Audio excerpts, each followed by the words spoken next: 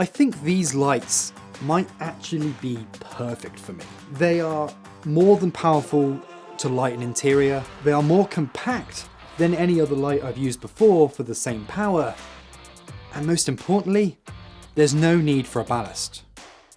I think these might be a game changer. Today we are looking at the Zhiyun B200 and B300 lights. In their series that they've just released, there is also a B100 and a B500, which I'll discuss a bit more later on when deciding on which ones you should actually go ahead and purchase. Now, Zhiyun did send me these to review, and they have no say in this video whatsoever, nor do they get to see it before it goes up.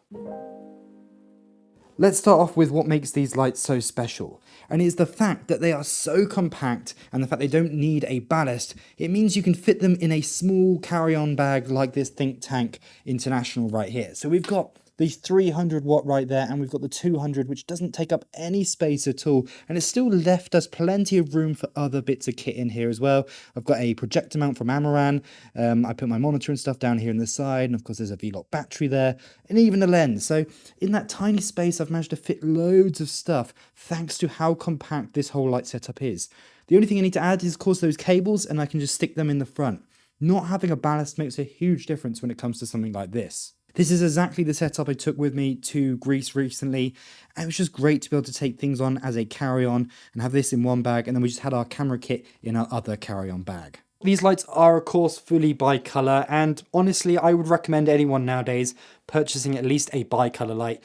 It just makes it so much more flexible for the shoots you're doing. Yes, you can gel up a light, but if you're using a softbox, it can be a pain to do that. And actually the colour reproduction on pretty much all half-decent LED lights out there now is very good.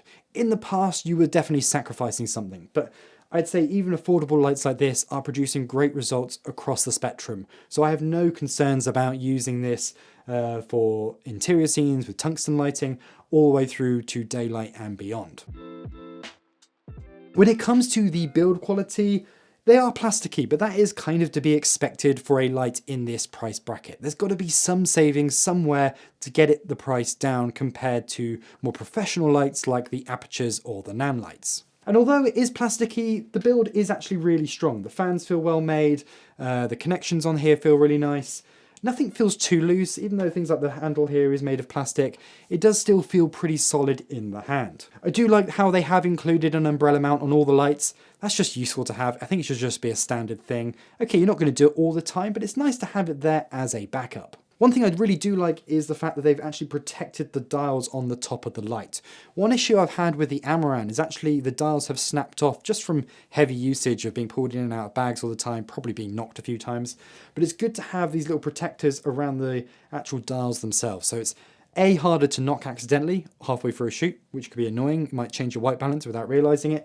But also great because when you're in travel, it's less likely to damage the dials in the bag.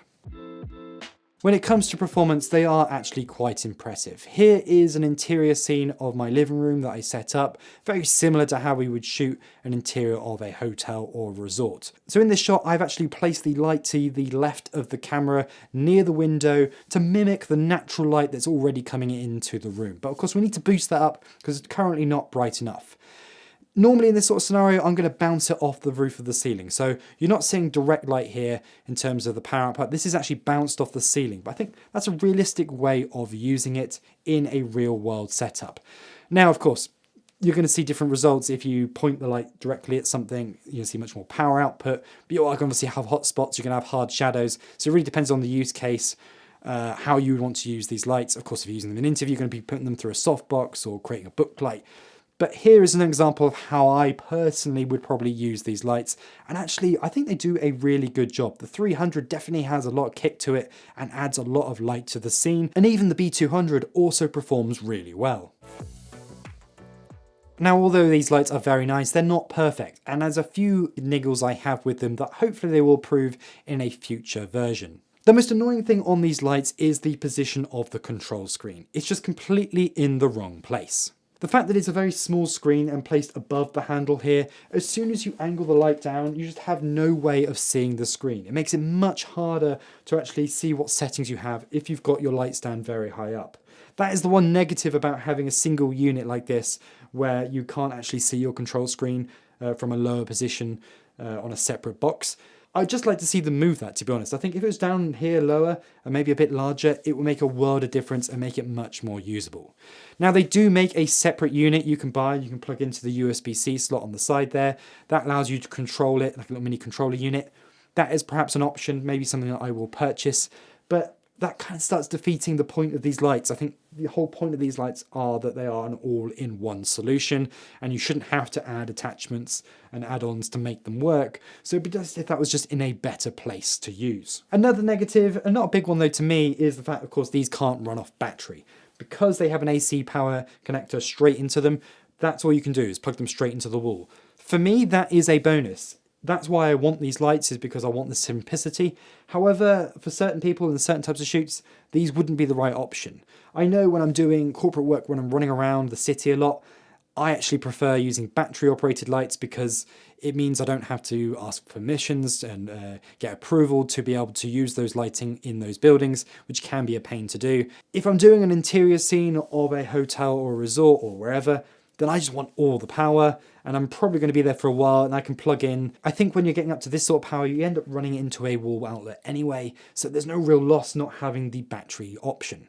Like other affordable LED lights, they don't have a mixed pattern when it comes to the way that the LED strips on the COB have been designed. It does mean sometimes if you're using certain modifiers, such as a spotlight, there is a risk that you actually end up getting those different lines appearing on the light that you're sending across. You don't get that kind of nice mix and blur that you get if you're using something like a 300X or a 600X from Aperture.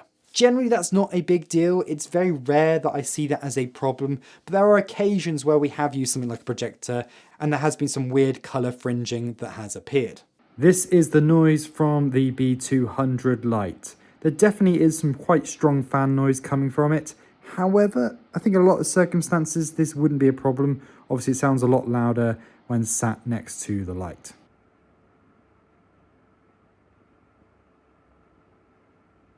This is the B300 with its fan on max, and you can see it's a lot quieter than the 200, so I guess those bigger fans don't need to work as hard. Final negative I'll say about these lights, and it's an easily solved one to be honest from Zhiyun, is the length of the cable that you get included. Normally it wouldn't be a problem if you were just going to the control box at the bottom of a light stand. Now, because this doesn't have a control box, it does become a problem because suddenly now you're using a lot of that cable just to get up into the back of the light, which of course means you end up with a very small amount of spare cable at the end of it. It's not a big problem, it's something you can just go out and buy a much longer version of those cables, and that solves the problem to be honest. But I do think as standard they should include a longer cable to make it more useful. Now, I've already mentioned the competition, things like the Apertures and Amarans, which are strong competition to these lights, and I think in many ways these are better than those ones. Of course, you've also got competition from Nanlite, from iFootage, from Small Rig. There's so many different options when it comes to LED lighting, and they're all really good nowadays, to be honest. It really just comes down to your personal preferences and personal needs that you need your lighting for. For some people, this will be the better option. For others, they might need the battery operation, or they might need the better build quality and ruggedness that, say, an Aperture light can provide. In terms of actual direct competition to these lights, I think Zhiyun's own lights might be the biggest alternative you would want to pick between. You've got lights like their new G300, which is a different design. As I mentioned, it's split into two, and for some people that's better, for others it'll be worse. But that light, for me, looks like it's basically the same light as the B500, but they've limited the power in normal mode to 300 watts because otherwise it would just overheat. But they give you that boost option if you wish, which is pretty cool and maybe is a better consideration than going for one of these. One thing that is really interesting is actually the 500 watt version, the B500, is actually the same physical body size as the 300. So I definitely would recommend, if you're looking at going for one or the other, spend a bit more, go for the 500, because it's not going to take up any more space in your bag, but of course you're going to have all that extra power. Suddenly then, if you start comparing the B500 to something like an Aperture 600D, now we're talking a very big difference in size and weight, and that could be an absolute game changer when it comes to carrying equipment. So who are these lights for? Well, anyone who needs a portable, compact system that they can easily travel with. These, I think, are the ones to go for. Yes, you're going to have limitations, but certainly I think if you just need something that can really kick out as much power as possible, that can be set up really quickly, I think these might actually be the top option right now. So much so that I've committed to using these lights for the next year on my shoots abroad. I've just done a carnet, I've put these ones down above any of my other lights, and that's just purely because of how much more compact they are compared to all the other lights I own. The B200 is especially small and compact. If you can only carry one bag, that probably would be the light you'd want to carry with your other camera equipment, because it just doesn't take up any space whatsoever, but you still have a light that is extremely powerful and more than powerful enough to light up a large light dome. Who are they not for? Well, as I mentioned, they're not battery operated, so anyone who needs to move around a lot and can't plug in, then these just aren't an option for you. You'll probably want to look at other ones out there that do offer some sort of battery solution. Personally, I love lights that can be powered off USB-C nowadays, so make sure you check out lights like the iFootage, which I have done a review up above my head. I think anyone who's working with a big crew and size and space isn't really a concern, then honestly, I wouldn't really go with these ones. I would definitely go for more robust, more professional options like the Apertures and like the Nanlights. Those lights can take a lot more abuse and a lot more of a battering and still work day in and day out. These aren't bad, they are well made, but I do feel they are designed for owner operators, people that know their own kit and are going to look after their own kit on all their shoots. If you like the sound of these lights and you want to pick some up, then please use the affiliate link down below because it massively helps me out. And also, while you're down there, make sure you like and subscribe as well. Make sure you check out all my other light reviews as well, so you can pick which one is most appropriate for you. Thank you very much for watching, and I will see you next time. Goodbye.